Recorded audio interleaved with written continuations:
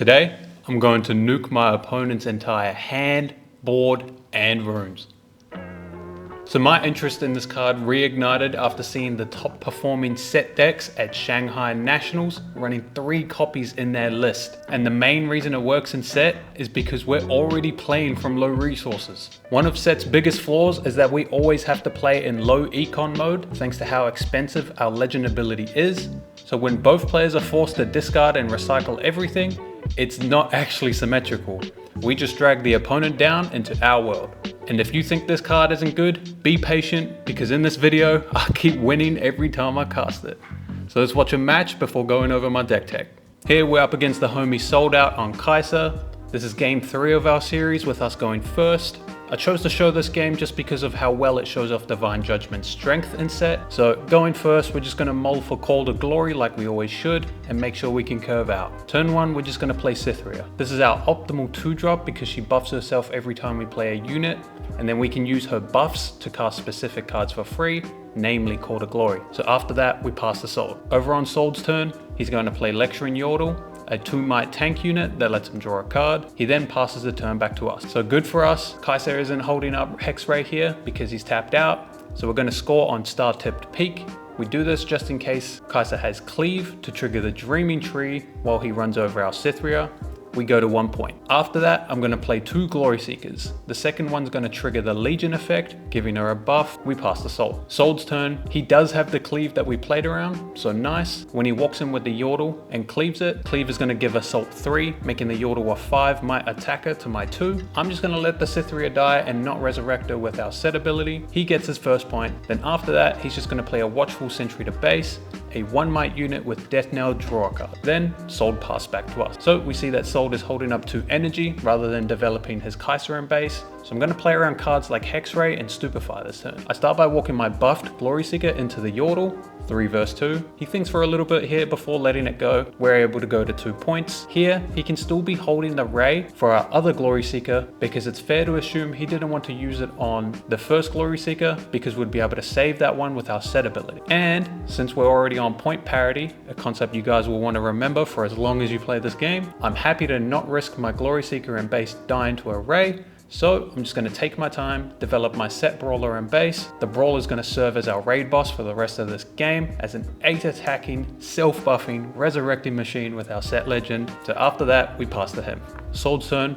He's going to go score with his Sentry, putting him to 2 points. And then he's going to Acathian Rain my entire board. He had the choice to deal 12 to Sett Brawler, which in this game would actually kill him through our Sett legend effect, but this gets blown out if we have a Call to Glory. So he takes the safer line here, spreads out the damage, clears out both of my Glory Seekers, and also takes the buff off of my Sett, but I'm going to save my Brawler with our legend effect. Then he passes to us. Over on our turn, Sold is tapped out. I'm going to have to clear a Sentry and score on Tree with our Brawler. We do that, we trigger our Sett's effect to rebuff him and score our 3rd point of the game. I would like to threaten the other battlefield next turn while not overextending into more burn spells, so I'm just going to play a Pakar in base and pass the Sold.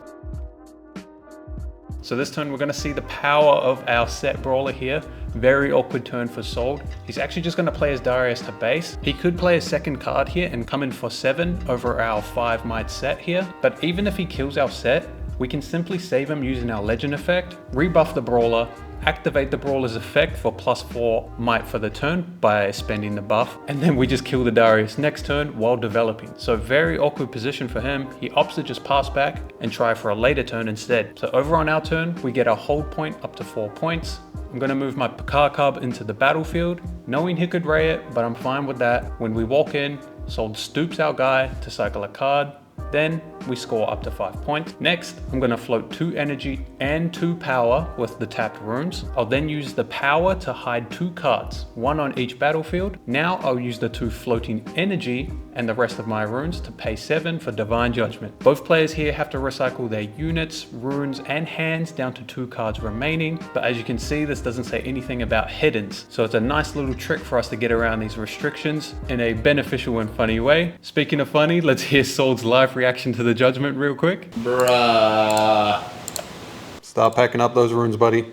and after that he concedes and shows his hand. So this game was mainly just to show the ceiling that we're aiming for when casting Divine Judgment. So let's get into the deck list. So I'm going to start this off with the Sett Legend and the Sett Brawler, as these two together is pretty much the core of the deck. The Legend ability to save buffed units from dying, while our Champion Zone Sett Brawler being an extremely overstatted and self-buffing machine to fuel our Legend ability is the strongest thing we can be doing in Sett. With that in mind, I always try to resolve our Sett Brawler as early as possible while staying as safe as possible. I say safe as possible because I've decided to only run one. A big reason is because of how low econ our deck plays, that it's really hard to resolve the second one if we ever draw it, so I just decided to cut it. After that, we have our 3 Judgments, a card that just forces our opponent into these low economy game states with us, which is where we shine compared to any other deck. This card can easily equalize losing positions, as well as push our leads directly into wins. A tip I have with this card is if you can cast it, you probably should. I've watched back some of my own VODs where I doubted it and I just didn't cast it, but looking back, it is just always correct to cast it when you can. Next, let's go over our units. So I run 9 2-drops to make sure we can stay aggressive with scoring. Pit Rookie, aka Pookie, is going to be a 2-cost buff enabler, which is extremely nice. She's going to allow us to rebuff our Sett after dying or push a +4 damage on command using our Brawler's ability, while doubling up as an early game point scorer. Fantastic. Cytherea, I see her as a buff bank, letting us cheat on energy for cards like Wallop and Colder Glory. I often try to just leave her in base until I need her to attack. Trifarian Glory Seeker is my last 2-drop. 2 mana for 3 might makes her feel better past turn 1 compared to any of the other options. The buff token she spawns can also threaten opponents by itself, thanks to our cards like Colder Glory. Karkub is a 3-drop to play early if we need it, but later in the game, instead of being a dead unit in our hand, we can actually utilize it as a powerful hidden card, which does multiple things. Makes our opponent have to think about Hidden Blade and play around that. It also synergizes with our Divine Judgment, which is fantastic. And it's also really nice to simply pay 1 power for 3 might on the battlefield, which is a nice and aggressive play. After that, we have First Mate. Ready Another Unit is extremely powerful to wrap our units from one battlefield to another. Pseudo accelerate units from our hand on big mana turns, and it's amazing on our Hillock games with our Sett Brawler. It's also one of the best cards to see post Judgment. 4 cost next, we have 6 of those. Kinku Monk, just as an extra buff effects for Sett. We do need to keep up our density of buffing effects to keep our pressure up. And 3 Fiora. Her lack of power cost makes her better than any other 4 costs in this slot, while still being an amazing carry unit to buff and play for the early game, especially because of her ganking and deflect. So that's it for the 22 units. Next, we have our 18 spells. We have 3 showstoppers. Movement in this game is extremely powerful to skip tempos, throw units to places they shouldn't be able to get to. It also doubles up as a buffing effect at the same time, which is amazing. And it's amazing paired with our carry units to get immediate impact out of them. 2-cost spells, we have 8 of them. 3x Hidden Blade as a powerful tool to point click and kill our opponent's massive units for cheap. The beauty is the downside of the draw 2 is mitigated from both Judgment or simply playing it at the end game for the finish. All on top of it being a hidden to pair with our Judgment turn. Just amazing card all around. I run 1x Facebreaker to help the hiddens ratio. It can be nice to do some cheese things where you stun your own 2-drop and their big watcher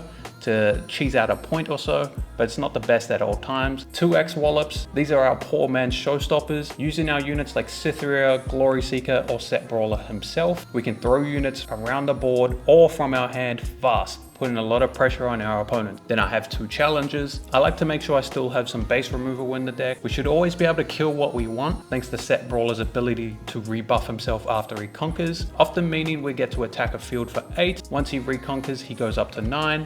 And then I'm going to be challenging something in the base, something like a Kaiser or a Darius against something like a Kaiser or a Darius. Really good high tempo play. 2 mana killer unit in base. And then lastly for the spells, we have our buffs. Colder Glory is probably the best card in the deck. We essentially get a free +3 on a unit anytime we spend a buff for the cost. This is what makes it hard to face Sett in general, having to play around this permanently or risking blown out. Pause. Then lastly, 1x Primal Strength. I like primals. If I could fit more, I would. amazing pushing tool, amazing defending tool, and surprisingly fine to play on turn 2 if we have no better plays. As for the sideboard, I have some Kaiser hate, Aurora hate, and Big Guy hate. Often, when you're thinking about cuts, I like to take out some amount of 2-drops when I'm going second, or when I'm going first, I like to trim some amount of Wallops, Face Breakers, and the third Divine Judgment. Lastly, if this video helped you, you'll love my Sett masterclass on Metafy. Inside, I keep an always updated decklist tab showing exactly what I'm testing, tweaking, and thinking about week from week. You also get a full playbook, my personal philosophy, card ratios, play lines, matchup spreads, and sideboard plans.